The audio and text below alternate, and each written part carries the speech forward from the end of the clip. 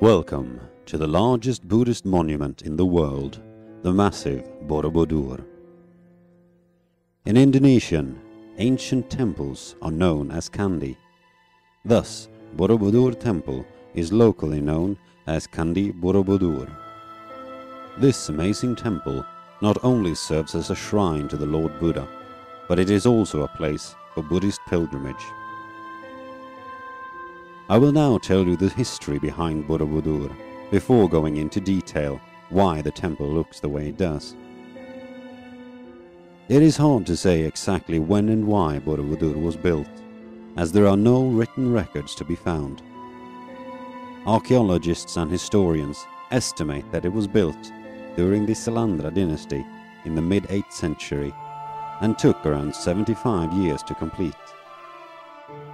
Borobudur is only one of several temples located in central Java built during this era. This was an era where power shifted between two rival families, the Buddhist Sailendras and the Hindu Sanjays. Both built large temples, this one being Sailendra's largest temple, and the Prambanan temple compound was the Sanjay's greatest temple.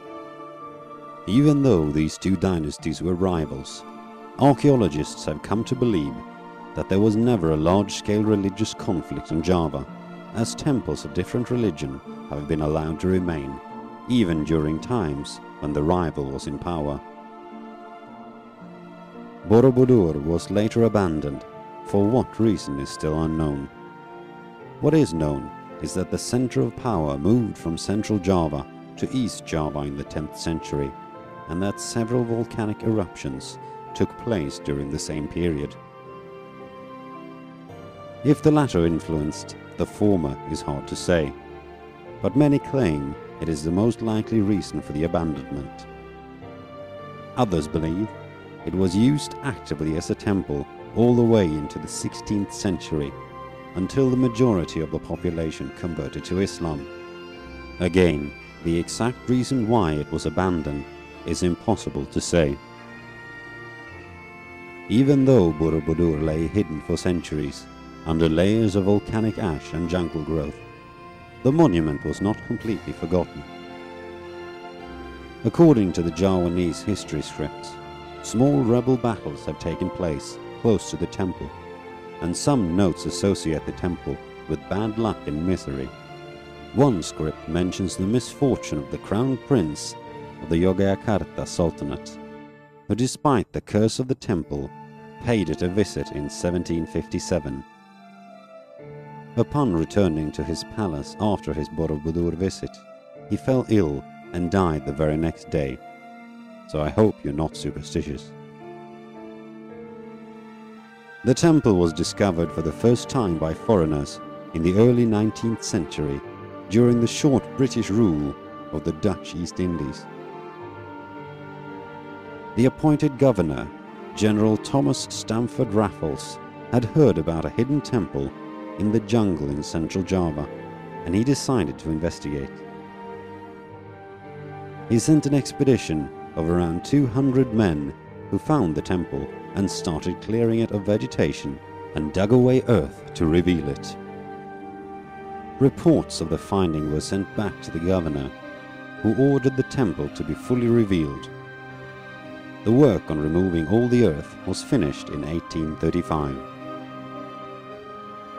Although fully exposed in all its beauty, appreciation of the site developed slowly, and it served for some time largely as a source of souvenirs and income for souvenir hunters and thieves.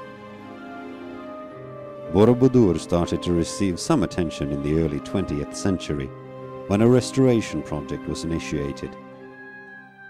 Due to the limited budget, the restoration was primarily focused on cleaning the sculptures. During this restoration, it was discovered that 3 of the Buddhist temples in the region, Borobudur, Pawon, and Mendut, aligned in one straight line position. According to native folk tales, there used to be a brick-paved road with walls on both sides connecting the 3 temples to each other. The three temples have similar architecture and ornamentation, deriving from the same time period, which suggests that some ritual relationship existed between the three temples. In order to honor this relationship, the pilgrims of today start their pilgrimage from Mendut and walk the distance to Pawon and Borobudur, where they climb the temple. In the late 1960s, the rather newly formed Indonesian government initiated a major restoration project in order to bring Borobudur back to its former glory. They requested help from the international community in order to renovate and protect Borobudur. The Indonesian government and UNESCO then undertook the complete overhaul of the monument in a big restoration project between 1975 and 1982. The project involved more than 600 people and included improving the foundation, cleaning of all the carvings, and also a new drainage system. These restorations saved the temple from slowly disintegrating and made Borobudur what it is today. Now that you know the history behind Borobudur, I will move on to tell you why the temple looks the way it does. Borobudur is essentially built as one massive stupa. A stupa is a Buddhist burial mound for Buddhist leaders and holy relics. According to the Buddhist cosmology, there are 3 stages of mental preparation. Each one of these preparations are linked to one of the many worlds or planes that exists within Buddhism.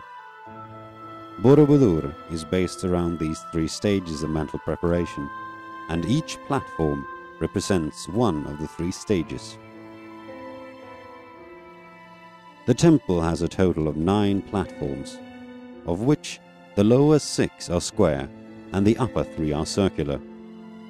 The first platform, the base, represents Kamadhatu, the world of desires.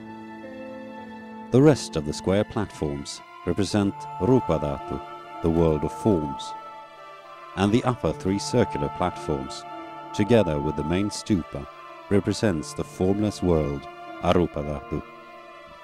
The walls of the lower platforms are covered in beautiful relief panels depicting stories from Buddhism. The main part shows the descent of the Lord Buddha from the Tusita heaven and ends with his first sermon. The panels on the wall are read from right to left, while on the balustrade read from left to right. This conforms with the ritual performed by pilgrims who move through the temple in a clockwise direction, while keeping the sanctuary to their right. At the upper circular levels, you will find 72 small stupas surrounding one large central stupa. When you look at the stupas, you will see that they are decorated in different ways. The outer levels have diamond-shaped holes, while the inner levels have square holes.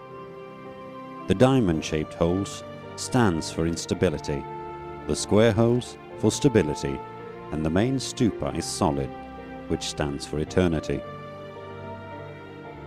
This once again refers to the formless world, Arupadhatu, and represents how the world of forms changes to the world of the formless. Each stupa holds a statue of Buddha, each one except the main stupa, which is empty. Of the original 504 Buddha statues covering Borobudur, over 300 are damaged and 43 are missing. Since the monument's discovery, Buddha heads have been stolen as collector's items, which is the reason why many statues are headless. In 1885, a hidden structure under the base was accidentally discovered. When the hidden foot was fully revealed, they say that it also contained reliefs, which, like the base, describe the world of desire.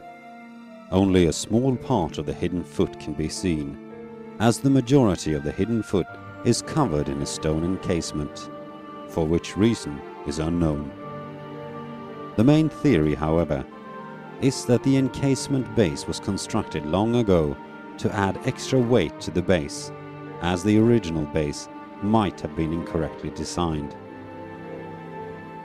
Today, Borobudur is the single most visited tourist attraction in Indonesia, with several million visitors each year.